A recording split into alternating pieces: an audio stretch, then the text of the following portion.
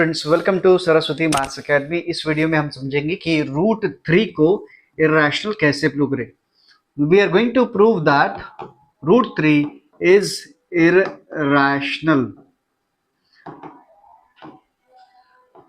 A very important question, एक बहुत ही important question करने वाले हैं जहां प्रूव करेंगे कि रूट 3 जो है वो इरेशनल कैसा है।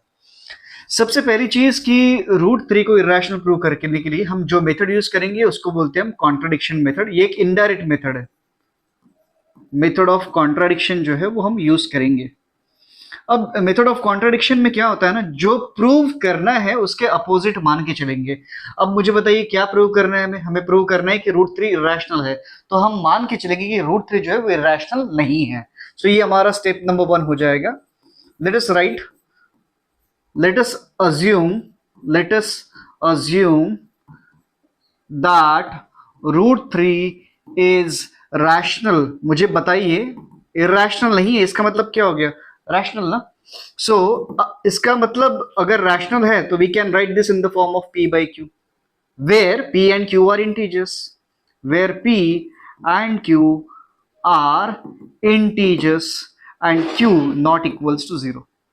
एक काम करते हैं, हम रूट 3 को रैशनल के फॉर्म में तो लिखेंगे, लेकिन पी और क्यू में जो भी कॉमन होगा उसको हम डिलीट कर देंगे, कैंसिल कर देंगे हम, right. So let me write this root 3 equals to a upon b and now this a and b where a and b are coprime. अब बताइए मुझे को प्राइम का मतलब क्या होता है, बताइए को प्राइम का मतलब क्या होता है। सपोज कोई नंबर है जिसका रैशनल फॉर्म है 10/20।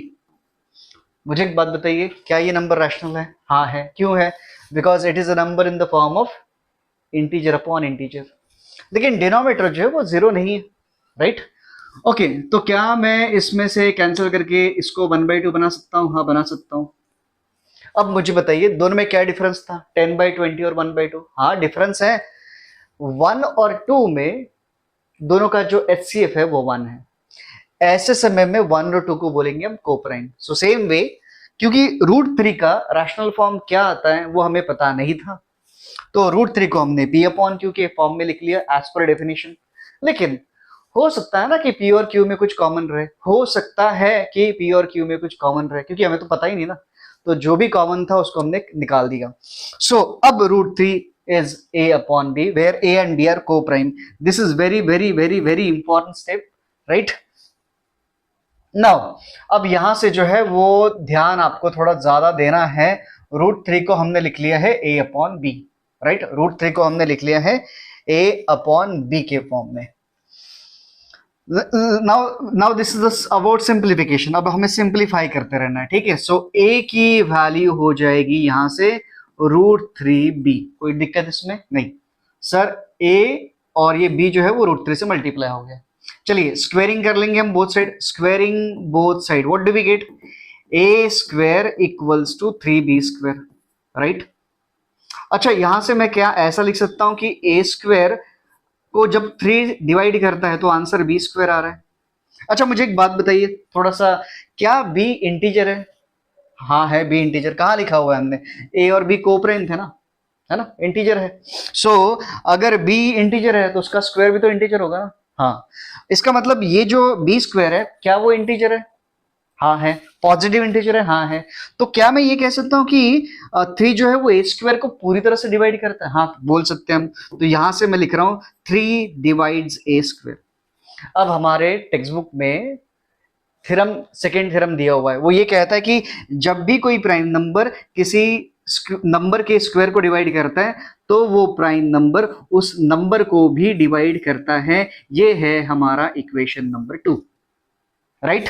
ओके, अब थोड़ा फिर से और ध्यान दीजिए, क्या लिखा है यहां पर? यहां लिखा है 3 divides a। 3 divides a, 3 divide कर रहा है a को। ओके, इसका मतलब a जो है that is multiple of 3, right? तो a will be multiple of 3। अब यहां देखो हमने a यूज कर लिया है, b यूज कर लिया है, तो जिससे मल्टीप्लाई करते हैं, सपोज मान लो वो 3c है, तो अब a की वैल्यू जो है वो 3c है, तो a स्क्वायर जो है वो बनेगा 9c स्क्वायर। कोई दिक्कत इसमें नहीं। ठीक है, मुझे एक बात बताइए, ये जो ए स्क्वायर की वैल्यू है, क्या है ए स्क्वायर की वैल्यू? 3b स्क्वायर, यहाँ पुट कर देता हूं मैं। सो ये बनेगा आपका 3b square is equals to 9c square. कोई दिक्कत इसमें? देख लीजिएगा,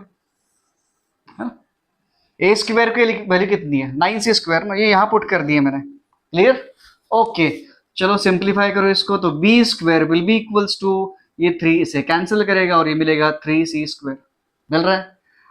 तो अब एक काम करेंगे, 3 को फिर से यहां लेके आ जाओ। So B square upon 3 is equals to C square. Right, पढ़ो फिर से इसको। ये सेम लॉजिक यहाँ पर, जैसे मैंने कहा था कि b जो है वो इंटीजर है, उसका स्क्वायर भी इंटीजर बनेगा, तो हम बोलेंगे कि 3 a स्क्वायर को डिवाइड करता है, तो सेम यहाँ 3 b स्क्वायर को डिवाइड करता है। सो 3 डिवाइड्स b स्क्वायर, और अगर 3 b स्क्वायर को डिवाइड करता है, इसका मतलब 3 जो है वो b को भी डिवाइड करता है। ये हो गया हमारा equation number 3। I want you to observe equation 2 and 3 carefully, और इसको ढंग से पढ़ेंगे कि यहां बोल रहा है कि 3 a को डिवाइड कर रहा है, यहां बोल रहा है कि 3b को डिवाइड कर रहा है। इसका मतलब क्या 3 a और b दोनों को डिवाइड कर रहा है? हाँ कर रहा है, फ्रॉम 2 एंड 3।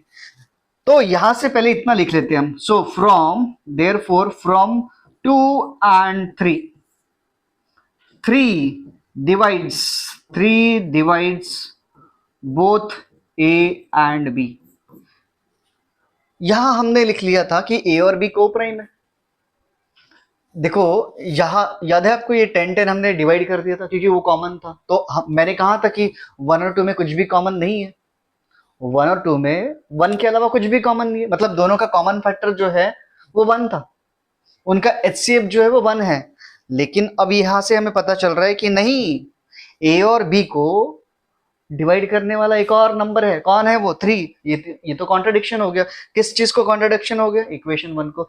तो यहां लिख रहा हूं मैं, which is a contradiction, which is a contradiction to equation 1। Contradiction आ गया ना। अब कॉन्ट्रडिक्शन आ गया, इसका मतलब हमने जो अज्यूम किया था वो गलत था, है ना? Is contradiction to, therefore our therefore our assumption is wrong,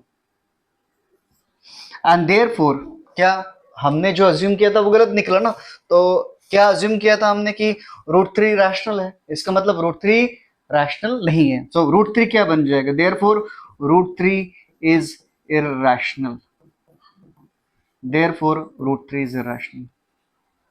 I hope you have understood, right? ठीक है, एक बार फटाफट देख लेंगे हम। सबसे पहले हमने कहा कि √3 जो है वो इरेशनल नहीं है। इरेशनल नहीं है तो भैया रैशनल है, रैशनल है तो p/q के फॉर्म में लिख सकते हैं। √3 को हमने a/b